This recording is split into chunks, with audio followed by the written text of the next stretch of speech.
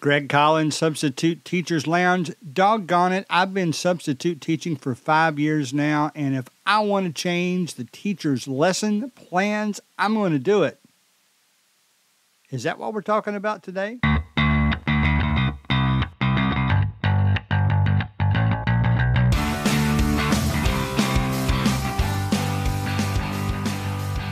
All right, it is February 5th, 2023. Again, I'm Greg Collins. You know, it seems like every episode now, something happens during my week that makes me want to do this episode, and I'll share with you today.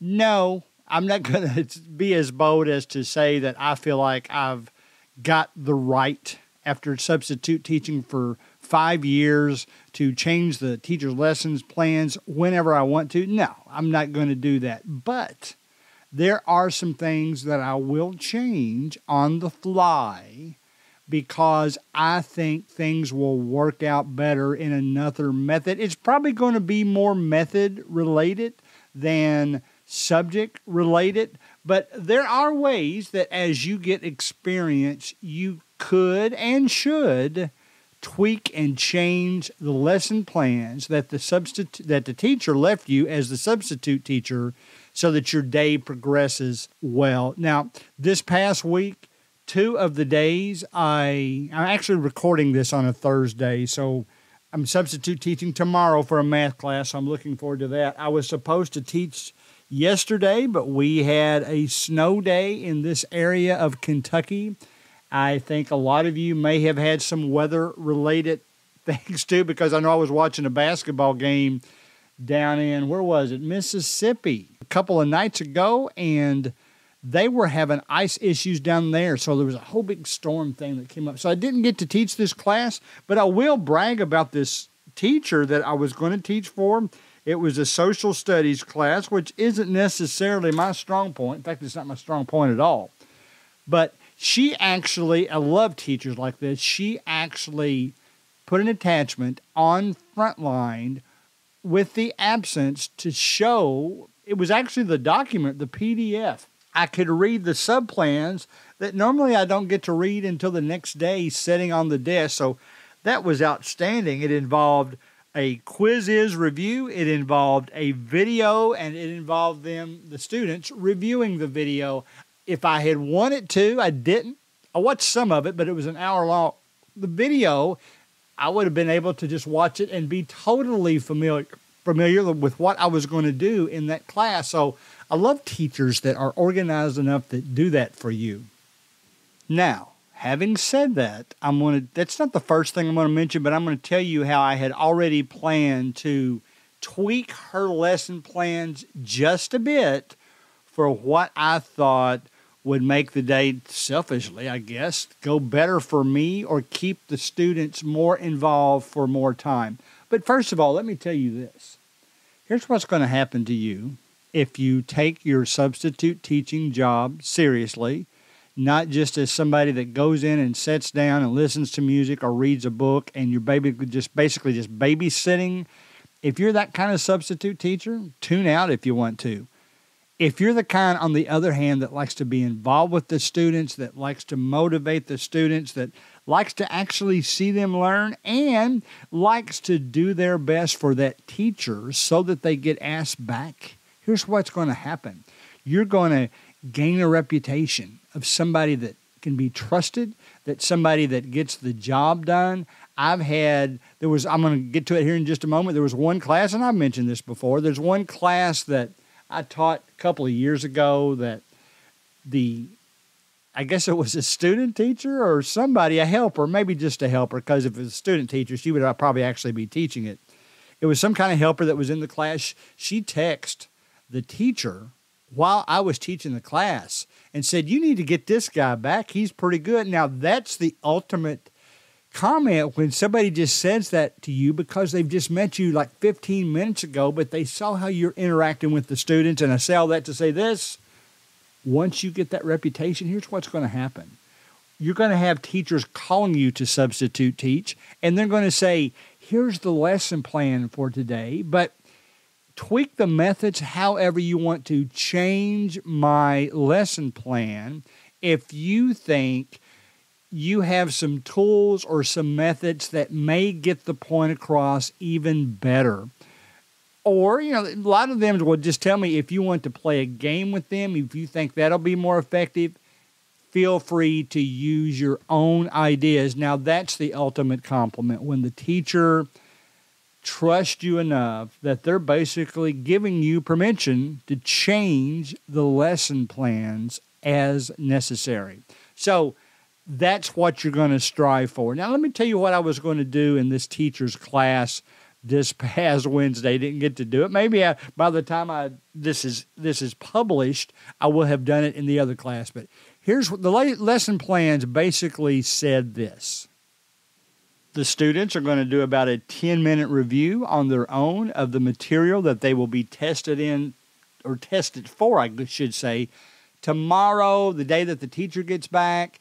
So they need to do this. Then please show them this video and tell them that they need to write down 12 things from the video that they learned.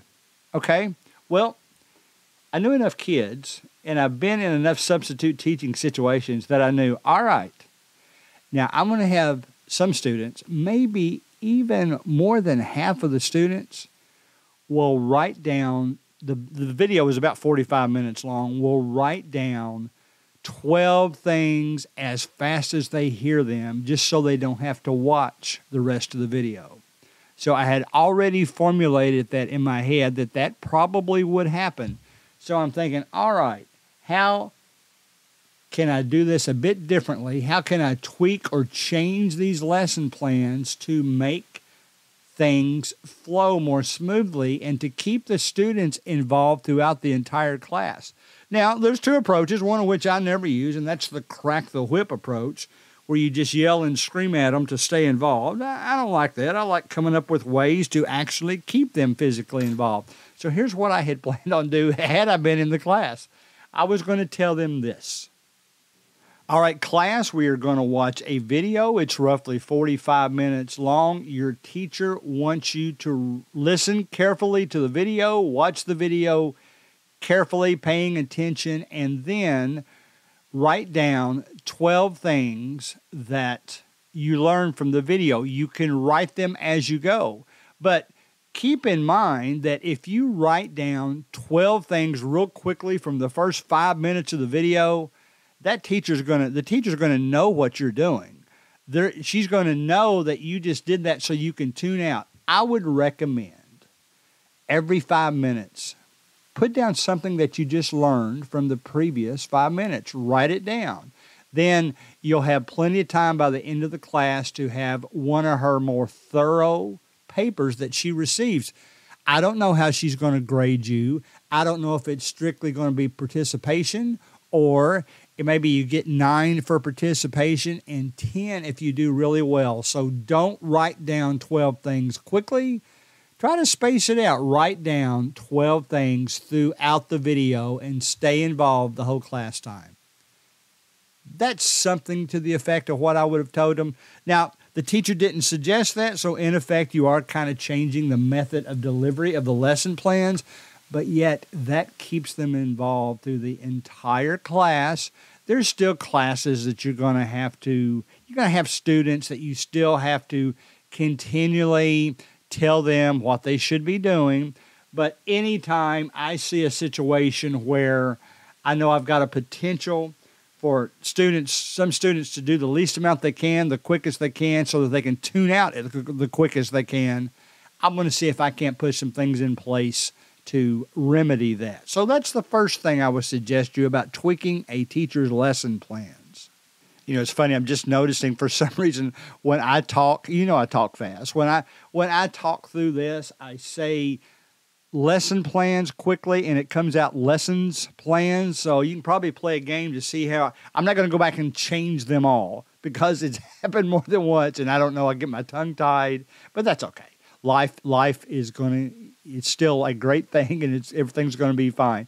Now, here's what I would say that the teacher does not put in lesson plans. I mean, you very rarely see a teacher put in their lesson plans, "Dear substitute teacher, do something in the first 5 minutes that lets the students get to know you." Okay? But I think that's such a great idea. So almost every time now, I'll do something the first 5 minutes of class that's outside of the lesson plans, that's just a way to get them to know you. Now, some of you aren't this bold, but there's been some classes where I just say, "Ask me 5 questions, and I promise you I'll answer them. Ask me 5 questions about me. What do you want to know about me?" You're going to get some off-the-wall questions. Just be prepared for that. But one thing I really like to do, and especially if I've got access to the video, and especially right now since I just came back from that cruise, I was in Roatan, Honduras for one excursion in which you got to hold a sloth and you've got to go into an area where monkeys, tame monkeys, were roaming around, but they like to jump on people's shoulders, on their heads, take things out of their pockets. And it was so cool, and we got great pictures and videos. So I think it's so fun to, at the beginning of the class, let the class get to know you, even though the teacher didn't say anything about it in the lesson plans. Let those class get to know you. I like to show a picture I have now of that sloth hugging me, watching his head. I have to do this video for him, of course. And it's funny, while I'm telling you this, I'm moving my head. So that's pretty ridiculous. But the sloth just moved his head so slow back and forth that it actually looked like it was slow motion. That was hilarious to me. I have another picture of one of those small monkeys had just jumped on top of my head and was just sitting there. And kids love seeing that kind of stuff. They think that is hilarious. I've shown it to some of the volleyball coaches and players that I know, and they think that's a good icebreaker. You can spend a couple of minutes doing that. It's outside the lesson plans, but nevertheless, when the kids get to know you better, your class is going to go more smoothly. Now, sometimes in the past, teachers on their lesson plans, it was a reading assignment. Now, the thing about reading assignments, students read at different speeds. Some students don't want to read, and they'll just write down whatever they want to write down. What I'll do, and I usually tell the teacher I did this, and most of them think it's great. Most of them have actually suggested that I will read to them so that we're all going at the same speed. It's hard for them to tune out that way. And then they could, as we go, I might even say hint, hint, when I see a question in the reading that they need to write down, and everybody stays involved through the end of class. The other way I've seen doing it that I like is I've seen classes that have like 6-sided dice, and you throw one, it's made out of paper, you throw it across the room, and whoever catches it, or maybe they just pick another student to read, and you'll have a little spinner. Maybe it'll say you have to read 2 paragraphs, you get to pass, you don't have to read this time. Figure out a way to get the students involved. Maybe you read some and then they read some. That's kind of outside the teacher's lesson plans, but nevertheless is another way to keep those students actively involved in your class so that kids don't tune out before the class is over and it goes more quickly for you, believe me. Now, I had several more things I wanted to mention about tweaking the lesson plans, but I don't want to go too long. So this is probably the best of the bunch. One thing that I do, and it seems like it comes up in math classes more so than any other. You're always going to have some of those super conscientious students that always stay up on their work, but they're not the majority. The majority of the class just does the minimum the teacher tells them to do every time. Now, what happens, and it seems like this happens in math class more than any other, that means there's an imbalance there. So you might go in one day and the lesson plans say to have the kids continue working on, I'll make up one, IXL. They have to do this many, and they have to get a grade of this high or a rating of this amount. and they have to do that until they achieve that rating. Well, some of the students are going to achieve the rating very quickly. In fact, I'll be honest, go on my little soapbox here, some of these programs, you might get the grading. Maybe the teacher wanted you to do an 80, get up to an 80, but you get bonus points for getting to a 90. Well, guess what? If you miss the next question after you get an 80, you go back down to below 80. So it's kind of demotivating. So I don't like that about some of those programs. But here's what I'll do. I know that there's people getting finished at different times. So I'll make sure I have a way to get those students involved in other things. Maybe I'll have a little competition. And then maybe it'll motivate some of the students to concentrate and get their work done so they can be a part of the competition. I told you about password.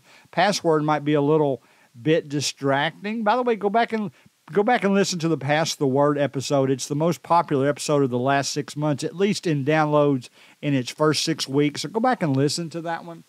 But do some kind of competition where students maybe can walk up to the whiteboard and compete with each other on problems. That's for the ones that, you can tell them, once you get 80, you can come up here and be a part of this. Maybe we can even make it a way where it's silent. You write down the answer and you write down the question and they write down the answer as quickly as they can. Maybe you've got some Jolly Ranchers in your pocket to give them. They love that kind of stuff. But that's another way of, it's not in the lesson plan. All the teacher told you was to make sure they get an 80 and basically your job's done. Well, I don't want to have to put up with students that have nothing to do for the rest, for 30 minutes of the class. So that's the way I would get them involved. So that's just some quick things. There are obviously reasons that you can tweak a lesson plan. Do you ever just ditch a lesson plan? Well, no, you don't.